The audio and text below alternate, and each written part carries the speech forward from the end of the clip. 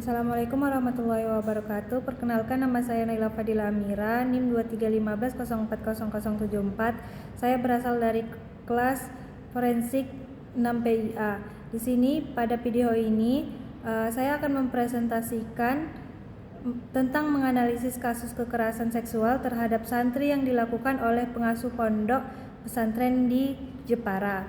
Berdasarkan laporan dari Tribrata News Polri pada tanggal 12 Mei 2026. Baik, kita akan memasuki identitas kasus, yang dimana kasus ini terjadi pada tanggal 27 April 2025 di dalam gedung produksi air minum yang berada di lingkungan Pondok Pesantren Al-Anwar, Desa Mantingan, Kecamatan Tahunan, Kabupaten Jepara. Informasi utama saya peroleh dari situs resmi Tribrata News Polri yang terbit pada tanggal 12 Mei 2026 saat polisi mengumumkan penetapan tersangka.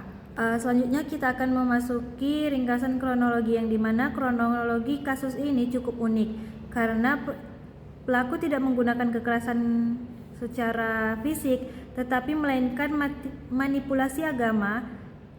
Seperti pelaku meminta korban membaca Al-Quran, bacaan Arab, lalu mengucapkan ijab kabul sepihak.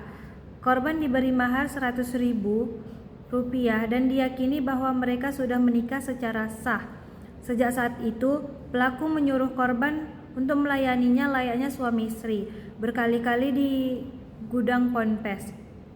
Kasus terbongkar secara tidak sengaja ketika ibu korban melihat pesan WhatsApp dari pelaku yang isinya tidak pantas, yang dimana laporan polisi masuk pada tanggal 19 Februari 2026 dan setelah pemeriksaan saksi serta pengumpulan bukti, polisi menetapkan tersangka pada tanggal 11 Mei 2026. Selanjutnya kita akan masuk ke dalam profil pelaku dan korban, yang dimana korban berinisial MAR, berusia 19 tahun, seorang santri perempuan yang tinggal di dalam lingkungan ponpes.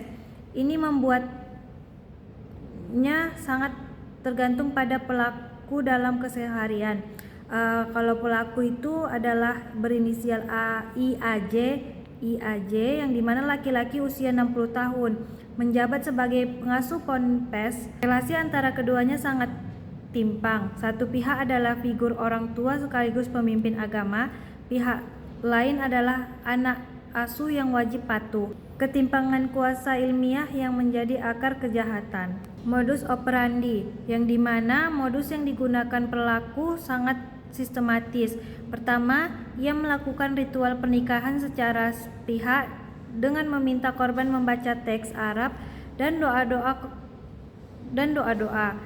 Selanjutnya itu korban lalu diberi uang 100.000 rupiah sebagai mahar. Setelah itu pelaku meyakinkan korban bahwa mereka telah menjadi suami istri sah dengan dalih hak suami. Pelaku menyuruh korban untuk melayani secara seksual, dan ini terjadi berulang kali di gudang produksi air minum yang lokasinya tersembunyi. Korban tidak menyadari bahwa dirinya sedang menjadi korban kejahatan karena telah dimanipulasi secara religius.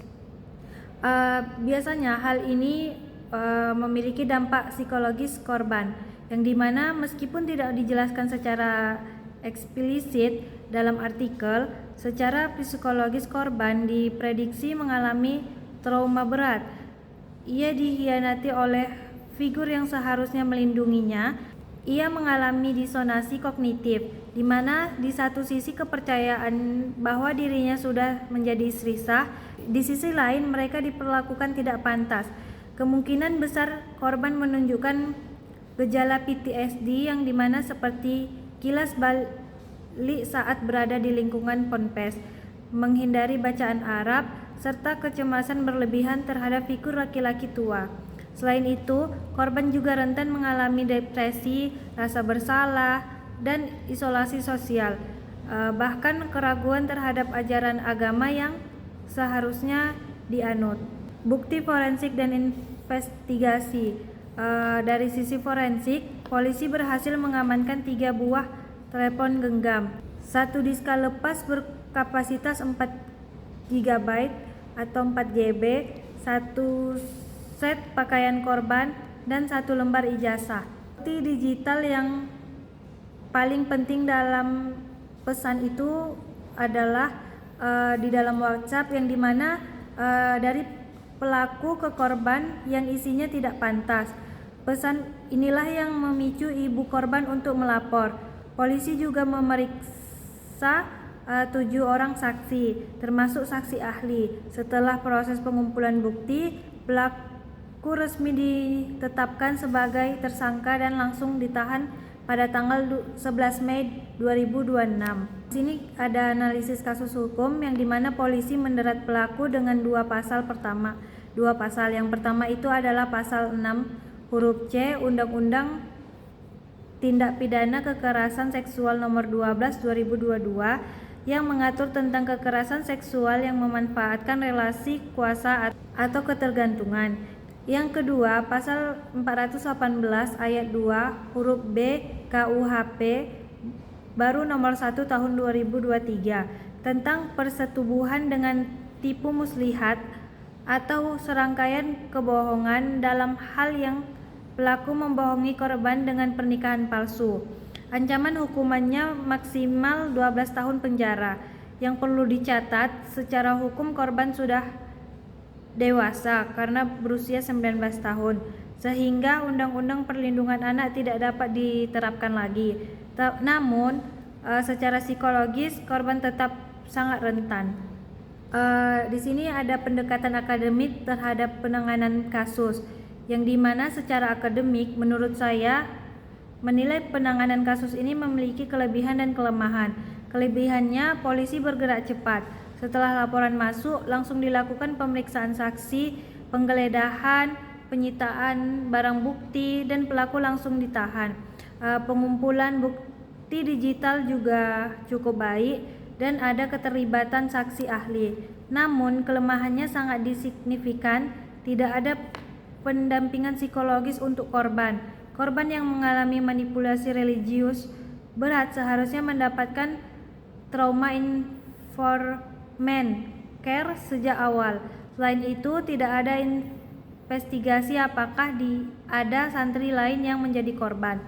Hal yang paling penting, kasus ini terbongkar secara kebetulan karena ibu korban melihat pesan dari WhatsApp yang bukan karena sistem perlindungan di Ponpes yang berfungsi. Ini menunjukkan kegagalan sistematik atau kegagalan akademik. Rekomendasi pencegahan dan intervensi. Rekomendasi saya bagi korban adalah pendampingan psikoterapi jangka panjang, minimal 1 tahun atau 12 bulan, serta fasilitas untuk keluar dari lingkungan Ponpes dan melanjutkan pendidikan di tempat yang aman. Pondok pesantren dan kebijakan, saya merekomendasikan pertama, setiap Ponpes wajib memiliki satuan tugas perlindungan santri yang independen. Yang kedua, audit rutin oleh Kementerian Agama dan Komisi Pelindungan Anak. Yang ketiga, pelatihan wajib bagi semua pengasuh dan guru tentang deteksi dini kekerasan seksual serta kewajiban melapor. Dan yang keempat, menyediakan seluruh laporan rahasia bagi santri.